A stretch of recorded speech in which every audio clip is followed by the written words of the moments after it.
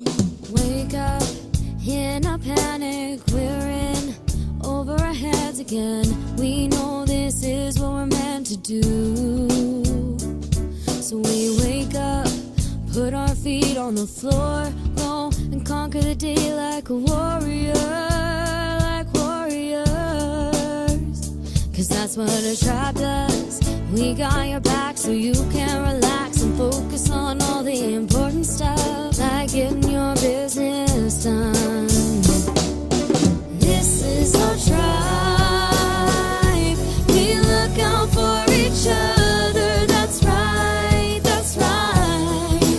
This is our tribe. We help each other grow in business and life. That's right, that's right.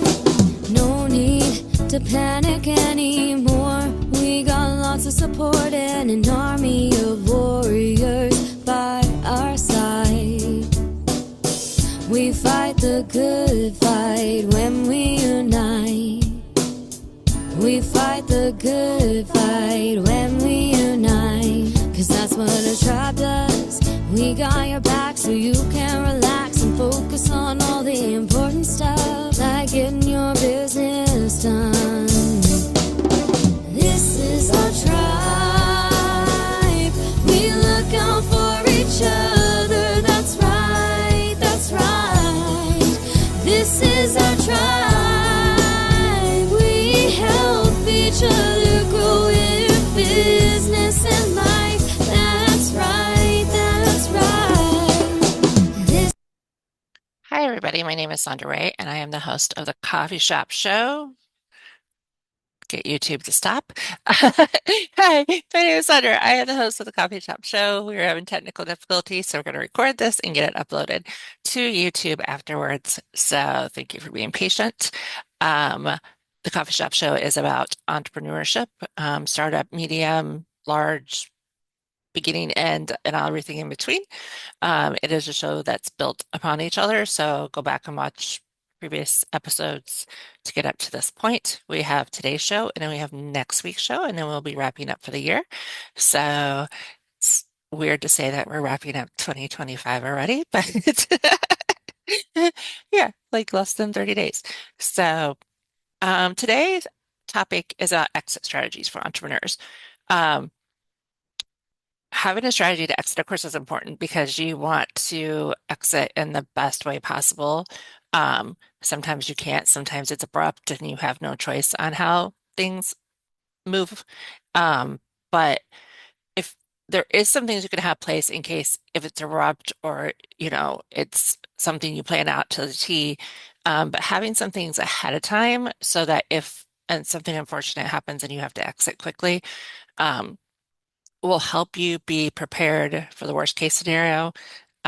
So some of those are things that we've talked about in the past. So having a business plan, keeping it updated. Business plan is a live document, a living document. It is not a set it and forget it type document.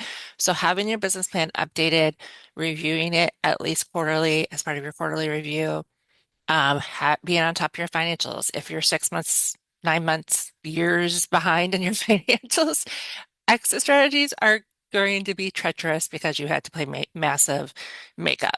So, having your business plan, having your financials straight, um, having all your platforms straight. So, knowing your passwords, knowing your codes, knowing what emails they're attached to, because that's what we were running into. All those things, like all those things are important, having those in one spot. If you hired somebody to set that up and they left 2 years ago and you've just been automatically logging in, you're gonna have an issue resetting and everything. So knowing all those things, knowing your systems, knowing what systems you have, um, what's hanging out there. If you've had 5 different websites for your business, which one is the right website and have you shut them down appropriately? Especially if you're going to hand over a website, if you're going to hand over everything in your business to somebody, it needs to be tied up neatly as possible. It's going to make you look like a better business person. It's going to hopefully get you more money or more investment or whatever. Um, so just basically have everything current from your business plan to your financials to your systems. know what your business is. You don't need to know. We talk about that. We're not an expert in everything, but it's your business. So your business means you need to know what's going on in your business. You're like, oh, I sell candles. Well, who's your manufacturer? Who's your, where do you sell them on? What platform do you sell them on? What's your overhead? What is your, like those questions are stuff that people that might be buying or taking over your business want to know. You know, they don't want to go blind into a business. Um, so we're talking about exit strategies more of like if you're going to sell or sell off a branch of your business.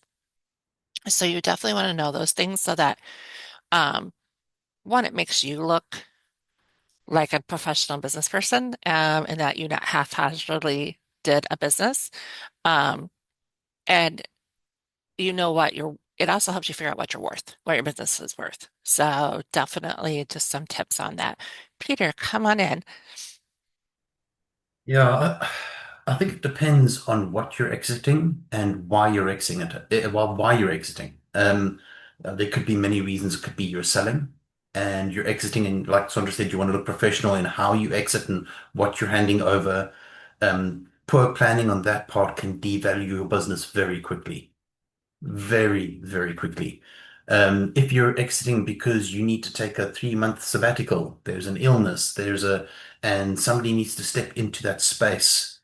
If you don't hand over properly and exit the right way, you're leaving behind an absolute mess for somebody else to try and clean up. Once again, you will destroy your own space. So I think no matter what the reason is, you need to be prepared for that. Um, and I think also keeping that process in place, when there is a sale involved, um, the planning for the handover can be rather seamless. It can be less painful.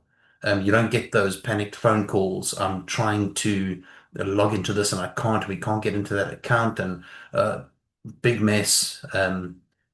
So you avoid all of that. And I think it just creates a sort of clarity and a feeling, and also a feeling of being prepared. Something goes wrong. I know exactly what to do, how to do it, who I'm handing over to, who's looking after what, if anybody's looking after anything. It could be that you are just planning on abruptly shutting it so that you can preserve it, so that you can abruptly reopen it. You need to plan for that as well. So I think be prepared. It saves you a lot of headaches. Yeah, definitely for sure. And if it has to be abrupt, I know I've watched several businesses shut down abruptly this year.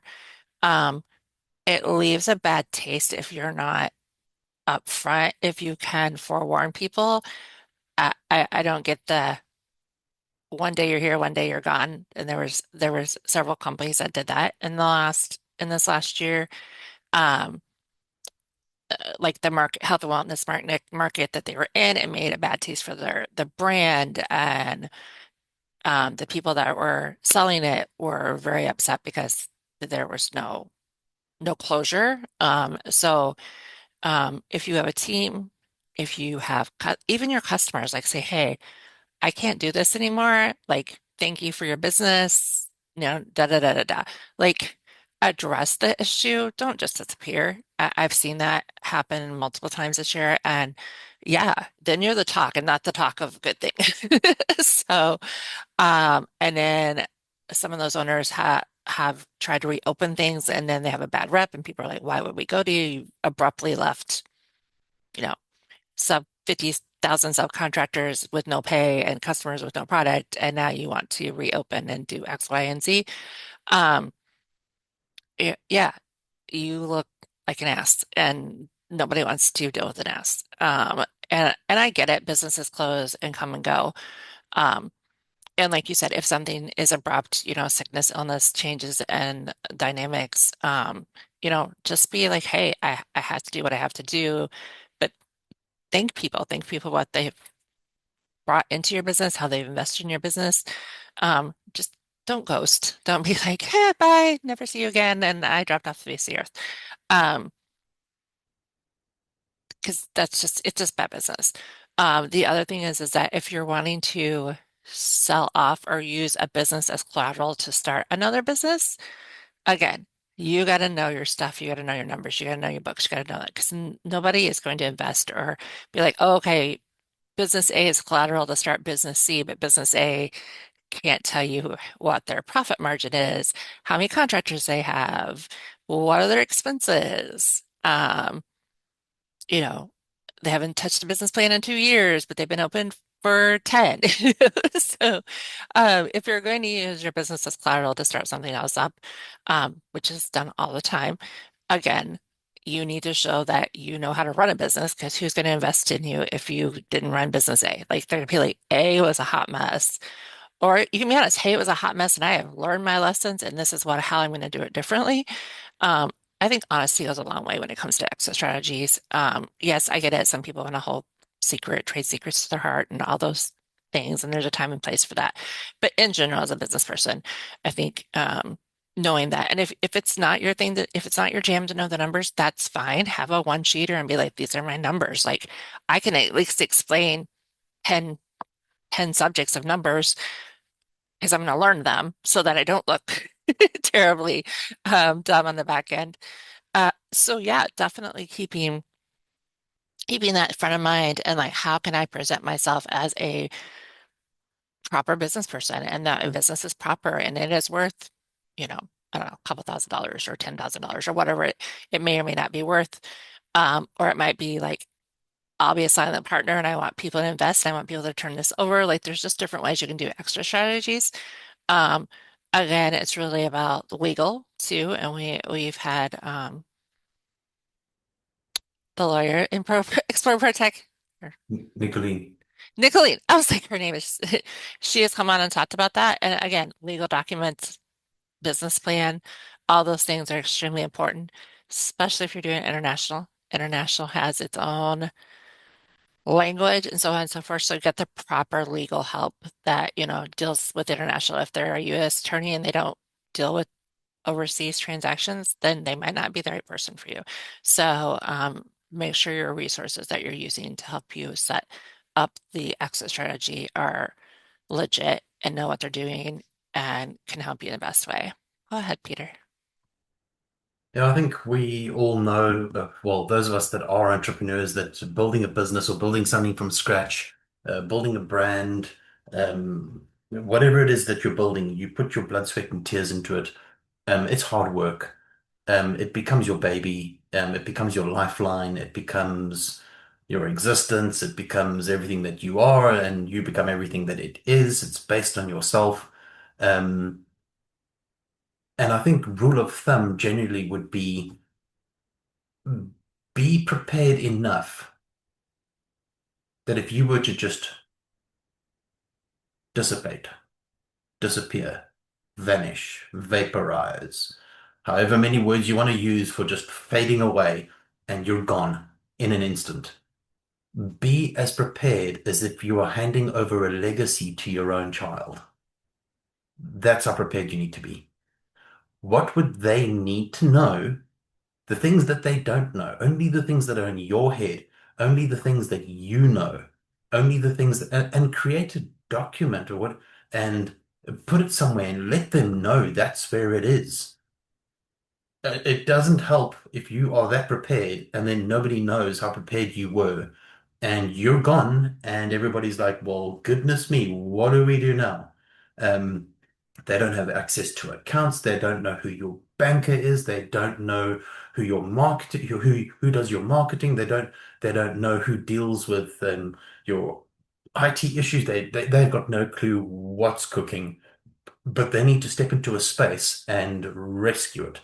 So you want to create that document from the perspective that it's somebody that knows absolutely nothing, and you're explaining it to them step for step, like they are a child, and you are giving them instruction to complete the things that only you know how to complete, or to do the things that only you know how to do. And those particular things would be the day-to-day of what is absolutely essential and has to happen. Otherwise, the space folds in on itself. Um, Whether in that list it's check emails. There's a consistent email from this space monthly. This needs to be addressed. This needs to be, whatever it is, you need to be that prepared. Um, I'm not saying you have to write an entire book. Well, I suppose it depends on how big your space is. Your space could be really simple, and it could be one or two things that these 3 to 5 things just have to get done every single month, and the space will function and work and continue to grow. Or it could be there are a million things, and you might have to change the way that you create the document. You might have to use a dictaphone and record it, and have ChatGPT put it into a point system or into some form of where it's understandable. There's many ways of doing it, but be as prepared as if you are handing over a legacy to your one of your own relatives.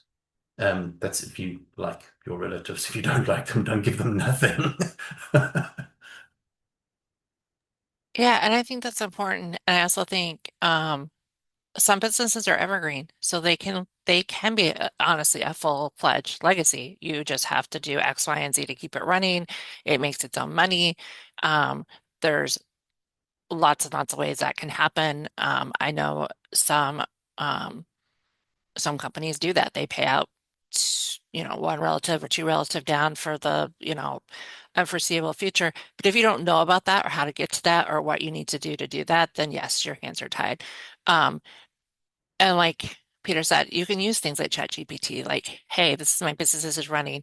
If somebody had to step in that knew nothing, how could I explain it to them so they could run it? And especially if it's an evergreen, okay, it sells on Etsy and it has to be refreshed and the account needs this, and this is how you get the money out of the account, because if it's in Etsy, you got to get to the bank, and then this is the bank it's in, and yada yada yada. Um, and all banks have their own process. If somebody passes away and you don't have anything listed as a beneficiary or a secondary on the account, like how do you prove um, all those things?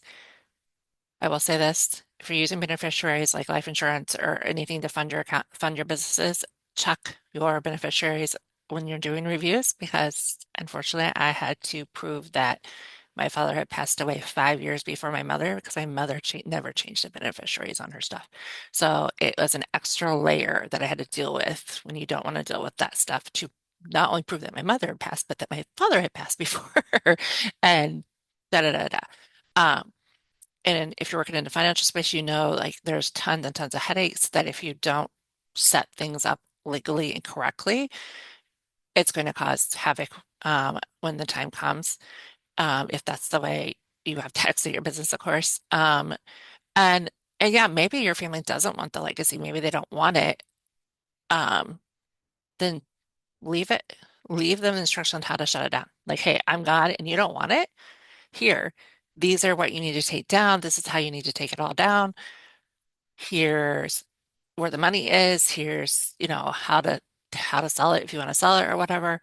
Um, and if you're old school and everything's on paper, that is 100% fine. Just make sure people know where the paperwork is. Um, Safe boxes are great if in case if it's a fire or something that and make sure more than one person knows. So God forbid it's you and your significant other that are pass away suddenly, and then your children are the ones scrambling to find things, or vice versa. You have a child that's really great at numbers, and that's the person you trust everything in, but they're not capable when the time comes. Just make sure more than one person knows. Um, I knew more things were than my brother, so I was in charge of pretty much all that type of stuff. Um, but I also lived out of state, so it wasn't convenient to go to a bank or go to do all these different things. So, with the world and how virtual everything is, things will be easier, but you still need to know um, passwords or code words or pens or all those things. And I'm not great at remembering my own, so I'm trying to tell somebody else. So definitely want to make sure all those are around. Um, and then when you're selling things, your business, if you have trademarks, you need to make sure all those legally change over to trademarks, or if there's something you have patent, like there's those caveats of businesses too. I work with a client that has a registered trademark for his business, so I know that's going to add another layer when he my assumption is he's going to give it to his children for that too. But trademarks have to be updated, registered, re-registered. Business license have to be registered, re-registered. I know mine's due in February. My family couldn't tell you that. My business license is due in February. Um, so all things, those things are extremely important to put in that what you leave for instructions, what licenses need to be updated, where are they at, how to do them, where are their certificates at. Um, and like Peter said, it can be a simple 2-3 page document, or it can be a manual with accordion folder with 15,000 different sections of this is what you do. But again, you're leaving it to the point of somebody can pick it up that doesn't have a dang clue. That's the point of that. But even when you're selling, I still think you would do the same thing. This is everything laid out. If you want to pick this business up, and if I'm handing you a fully fledged business that you just pick up and take off with, if you hand them a manual, they'll be like, oh, I'll buy it. Like, I don't have to think, I just need to do. That's an easier investment than versus, oh, I got to figure out how this works, da da da. So it makes yourself look way better. Go ahead, Peter. Yeah, I think nobody really plans to, well, unless you want to go into the Bahamas and sit on the beach. But nobody really plans the exit of a space that they've spent blood, sweat, and tears building. They generally plan for it to get bigger, better, more effective, more financially viable. Um, so nobody plans for these things. So you're basically planning for the unplanned is what you're doing. So once you have the strategy, whether you're selling to go sit on the beach in the Bahamas or whether you're just existentially just leaving this earthly plane and going to live in the hotel in the sky, um, you still need to have the planning in place. So just a little bit of advice, last will and testaments you you know those last will and testaments are carried out by people from legal departments where go last will and testament his last wishes were X, Y, and Z, and these things need to be done in this particular order because those were the wishes of the person that is left to go live in the hotel in the sky. Um, you might want to make mention in your last will and testament of the document that has been created so that if nobody knows where this document is, that when all the papers go through the attorneys, and these are the things that happen when people pass, um, um, there's maybe like a will company or the legal from people from the legal side or the representative will go through the last will and testament and they will see, oh, and it then becomes their duty to inform there is a document in case of this happening because you can't go back and tell them you're in the hotel in the sky. Um, and it kind of relieves the pressure of having to go to loved ones and say, if anything ever happens to me, there's a document, blah, blah, blah, blah. Um, it's made note of. And you can even refer into your document and you can give it a serial number, document hashtag 1257, and then create document hashtag 1257, and put it in your filing cabinet or what, you can state where it is. It's in the filing cabinet. It's under this file name. Or um, it's on my desktop and it's in my filing cabinet. Please don't just put it on your desktop. Because something as simple as nobody can log into your computer because they don't know your password. Oh, well, they close it and it becomes like one of those coffee things that you put your coffee on. Becomes the paperweight on the desk. So don't be that unprepared and don't leave everybody else behind you unprepared either. Right, so very true. And I know in the US, and again, I work in the financial industry, so that we deal with life insurance and stuff like that, and wills and trusts. Trust is another one that, if you're putting your business in the trust and how to do that legally, and there's very specific order on doing those things. And if you miss a step, it falls apart. So hiring those professionals, finding those resources, um, I know some of the companies I work, they offer that free service of will and the will and testament, um, last wishes. So, um, there's a ton of those resources out there to get you a viable one so that you're not, your data is not where it's not supposed to be, and so on and so forth. But like Peter said, also, um, putting your passcode somewhere very evident of your desktop, or and printing things. Some people are like, I just don't want to open their computer. Like that's too much emotionally to deal with opening it and seeing. I don't know. Some people have pictures and things on there that are bring back a lot of memories. Um, so definitely, people actually do know how to get my desktop. So that's a good one. But yeah, and having those passwords. And yeah, if you're going to do everything's in Google, da da da, and they don't know how to get in your Google account or which Google account, because I have three. So they'd be like, which one, Mom? Um, so same with your phone. Some phones are face identity. Like if you don't have a code or that, like there's a way to get in there, but if you don't know how to get in a phone, and you're like, everything's stored in my phone, all the passwords and all the account numbers. Um, one, that's dumb because of a lot of reasons, but two, that's not going to help people. Um, so the other thing is that um, list out your subcontractors. So even if you're selling, like say, hey, this is who I worked with, and maybe they want to work with them too, or maybe there's some loose end that needs to be tied up, like this didn't sell or this commission didn't pay out until X. Part of my selling is they still get their payment, you're reassuring they get their payment still or whatever, on that realm, because a lot of subcontractors don't always get paid right away. So if that's hanging out there, do your due diligence if you're selling to do that. And I know people that create businesses themselves. One of my very first clients was that way. She loved creating businesses and selling them off. That's like, but she had a strategy and she knew how to execute it and she knew how to do it. Um, Last I knew, she did like 20 of them in the last 6 years. So she knew how to do it, and that was an expertise she had. Um, so you definitely can also, work with people like that who have sold businesses, for sure. And then, of course, if you have a digital business or if you have a brick and mortar or you have merch, e-commerce, I mean, there's all the different types. So you want to make sure you're understanding your type of business.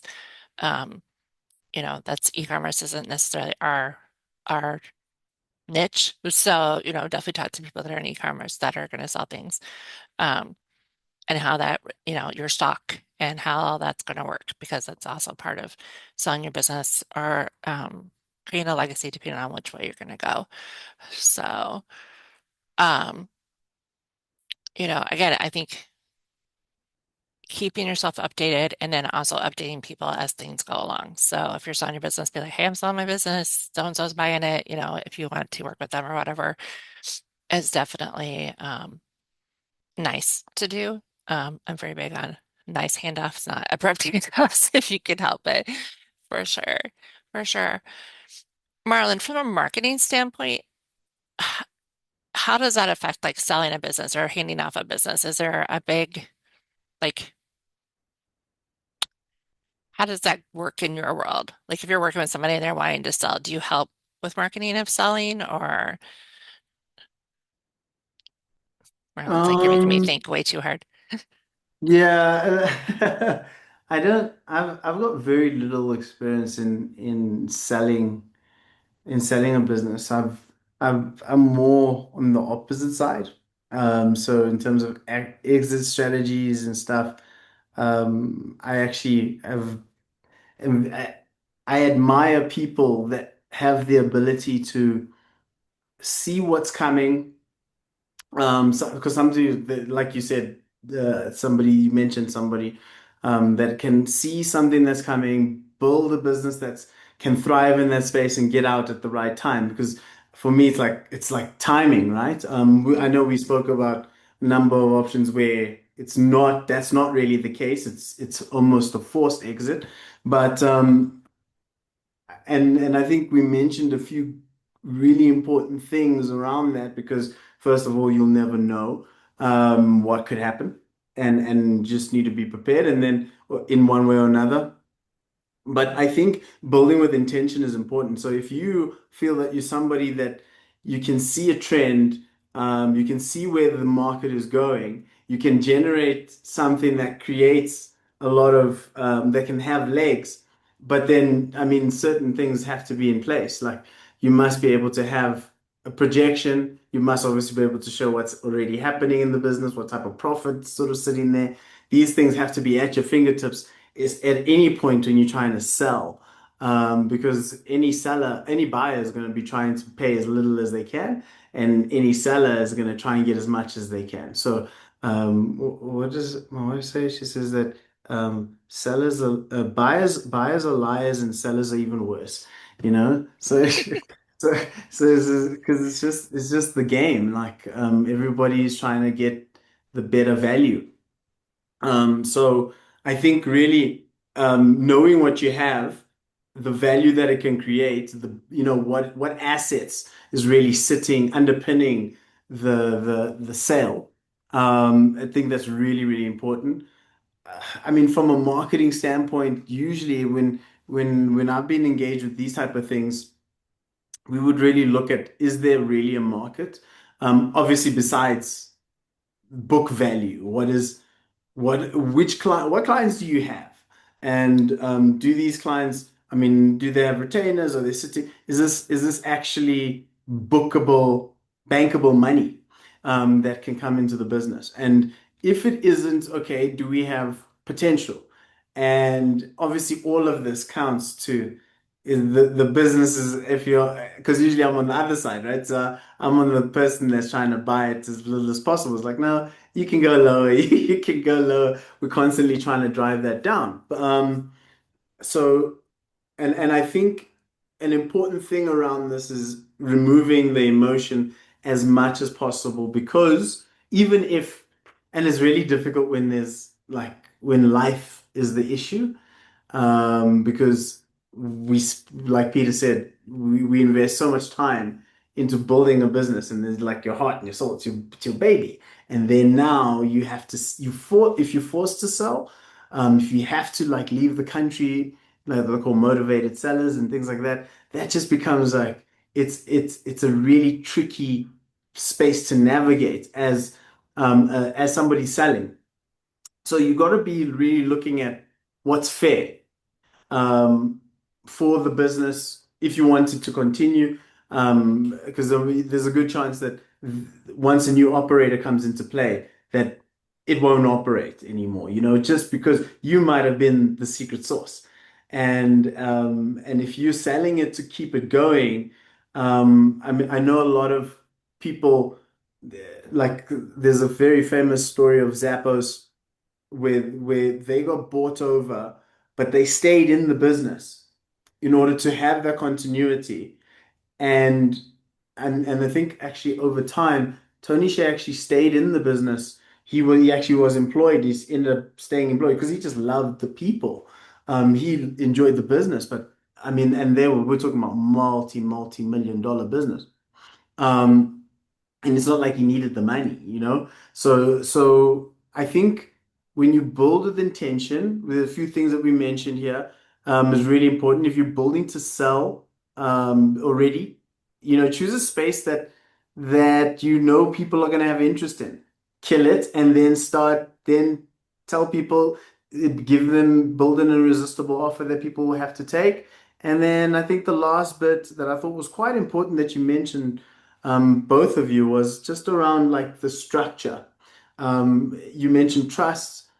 That is, if you don't have a business that has, especially if you got like legacy in mind and you're looking at building something way bigger than yourself, you don't want to be sitting getting your, I don't know how it is in the US, but definitely in South Africa, when your estate gets wound up, then the government tells you what to do.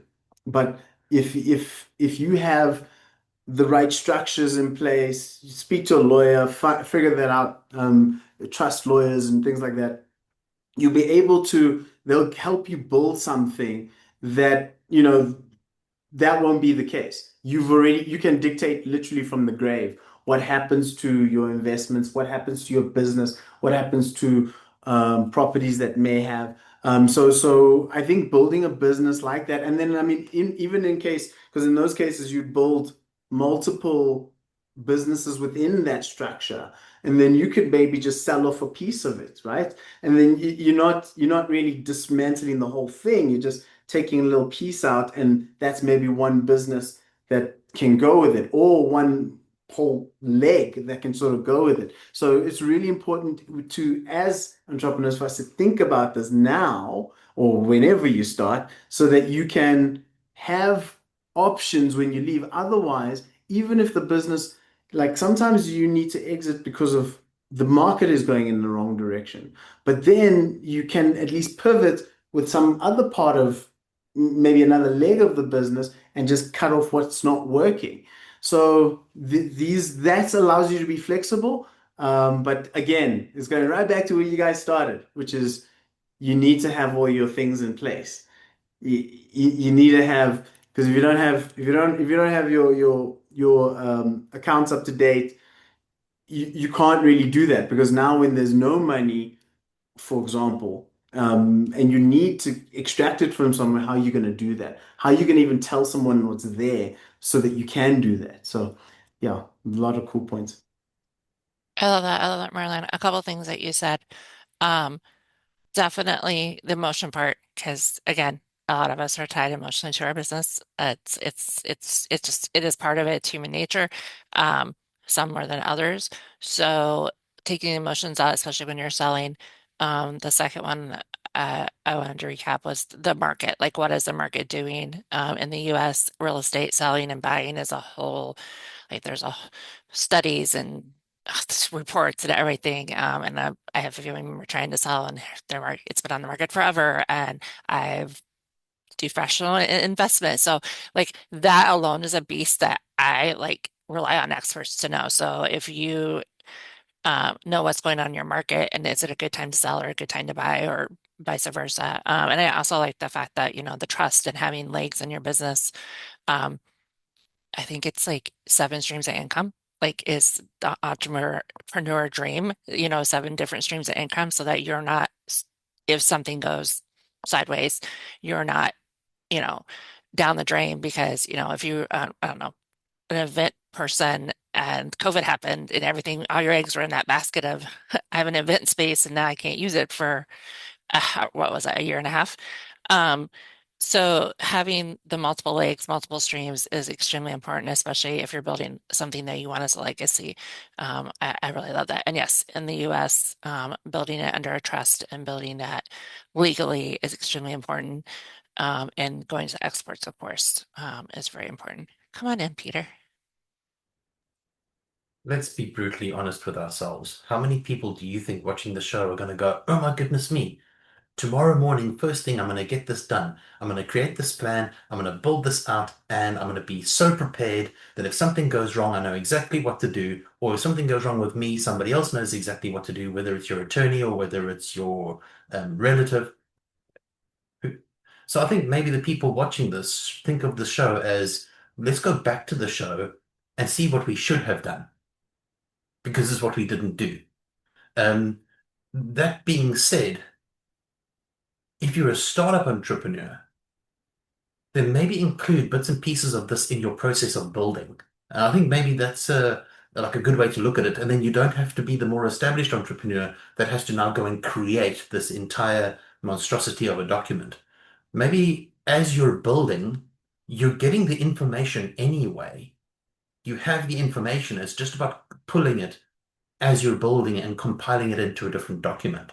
So if that becomes part of your process from the beginning, then you don't have to be the entrepreneur that comes back to the show and go, oh, that's what I should have done because I didn't do it when they spoke about it. Because in reality, who's now going to quickly go rush and create that document? No one. Nobody.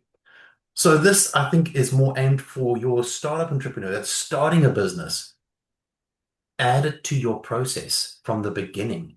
And then it doesn't become a document you have to create. It's already created. It's part of the business. And then as you're building your business, you build that document. something gets added to the business. You have that information on hand, added to the document, and make it part of your process. If it's not part of your process, make sure you got somebody in your space and it's part of their process because it becomes part of their responsibility that it's always there.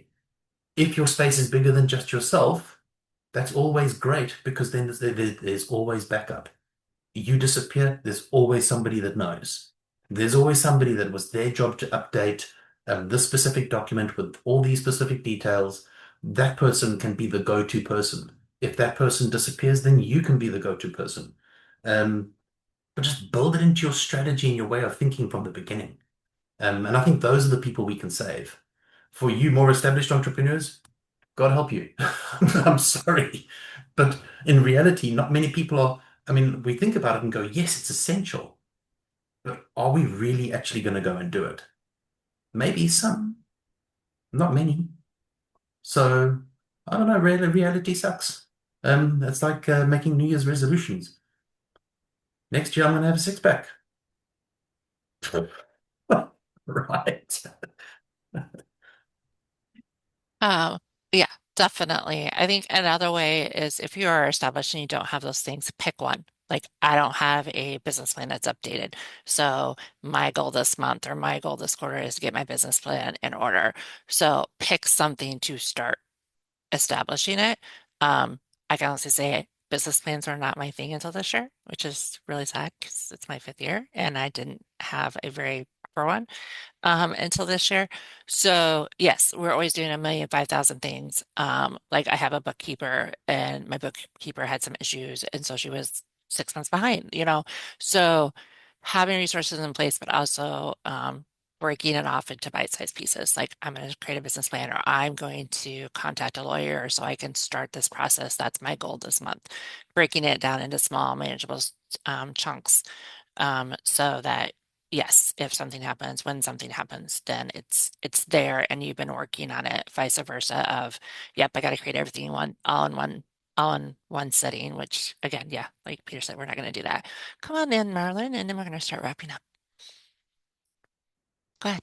Yeah, thanks. I think you're 100% correct, Peter. And really it takes, but we have to really decide what type of business we're building.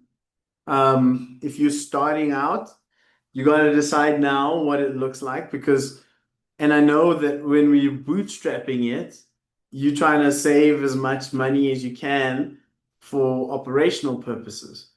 Um, when you and take whatever you can to sort of put it in to put these structures in place, because I know just understanding it first of all is quite a mission. So you got to give yourself also that space and time to do that. Really figure out what's important to you.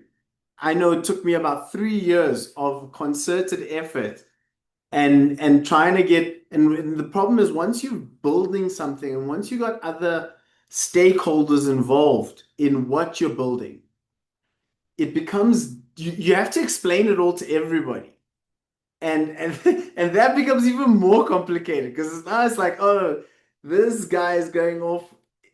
And if you're like me, people are like, oh, there's the new idea again, and it's just, and if you're able to really understand what you're building, why you're building it, and start to put those things in place, like Peter's talking about processes and things like that, 100%.